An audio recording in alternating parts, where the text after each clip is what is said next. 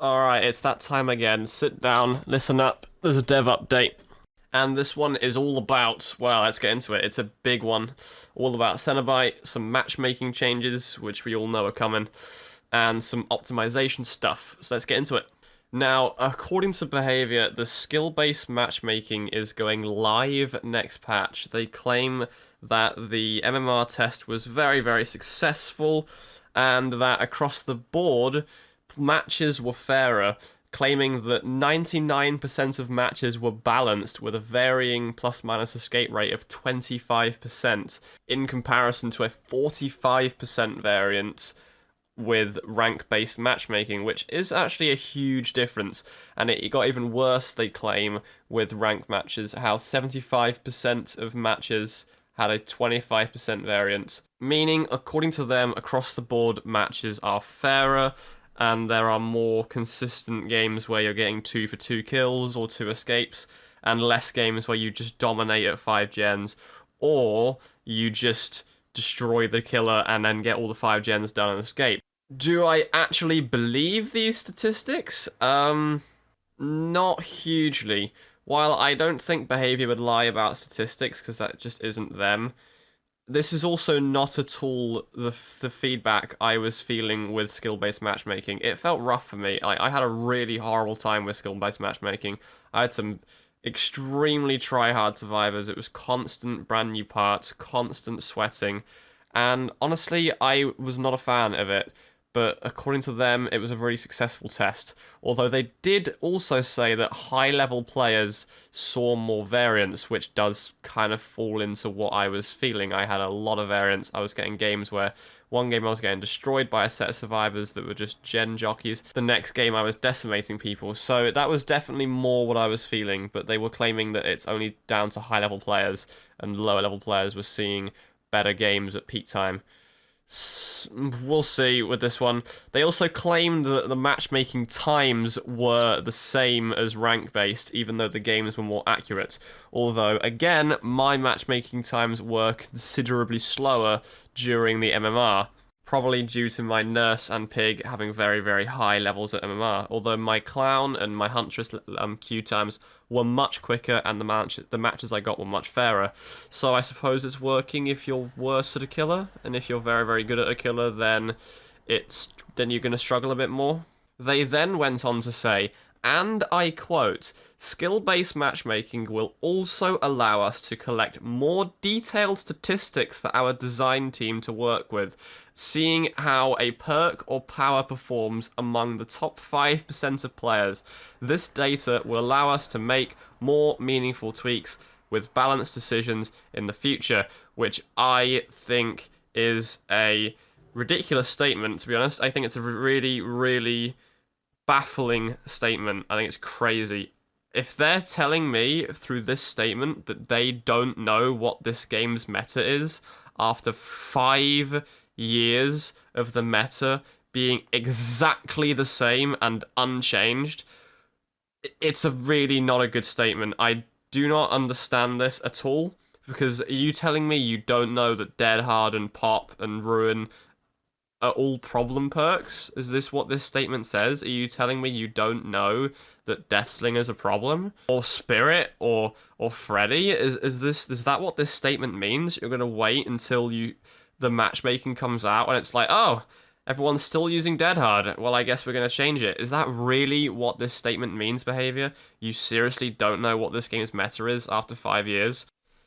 It's honestly a worrying statement, and it's not a good look, if you ask me, at all. So, the only upside I can see from this is maybe balance changes will come sooner and faster now. Maybe. They better do. With a statement like this, they better do. That's the only upside I can see from this. Now, in addition to the MMR, ranks are also being removed next patch, and they are changing into grades. Now, grades are, from what I can work out, going to be functionally identical. They've just been renamed and reskinned. And on the 13th of every month, everyone will get reset to rank 20, which is now called Ash 4. And you will receive up to 250,000 blood points, depending on what rank or grade now, depending on what grade you got to. And each roll is separate, so if you get both sides to Eerie 1, then you will get 500,000 blood points. Not a lot to say here, we all knew this was coming, so this is just a good change, I suppose. It may encourage tryharding, which, but since they're not used for matchmaking, I can sort of live with it, I suppose. We'll see how it works after a season or two. So next up is the Cenobite. They have confirmed that he is, he's coming out and that he is getting a couple of changes from the PTB. Most notable, they have made the chains more consistent in tight areas. So the way the chains work is you'll fire your controlled projectile at them, you hit them, and then chains fire out of nowhere and attach the survivors, 3 of them. And then the way it works is if a chain breaks off the environment, it will then refire the chain at them. And it was kind of finicky with tight areas, it wasn't really working properly, so they've made the chain spawns more consistent in tight areas, and they will refire more consistently if they're broken by the environment or by the killer walking into them. So, it seems like a good change. They've also changed how chain hunts work to make them more consistent as well. So the way it works in the PTB is the number of chains that spawn in the chain hunt is dependent on the number of survivors alive, and instead of that being the case, it's now going to always be 3 chains, except the chain fire rates will change depending on the number of survivors alive, so it's again more consistent and makes chain hunts more worth it without them being oppressive, which is a good change again. A good one there. They're also changing the Lament configuration, which is the little puzzle box thing you carry around. And what people were doing in the PTB is that they were picking it up and then just not doing the puzzle because carrying it around was worth it to them. And Behavior don't like that, and they want the puzzle box to be cleansed. So what they're going to do is they're making it so that the chain hunt pauses for everyone else except the one carrying the box. So the box person has to deal with random chains and has to deal with chain hunts. So there's still a decision as to when to cleanse it, but it's not worth holding onto the box for the entire game, which I think is a good change as well. These are all good stuff so far.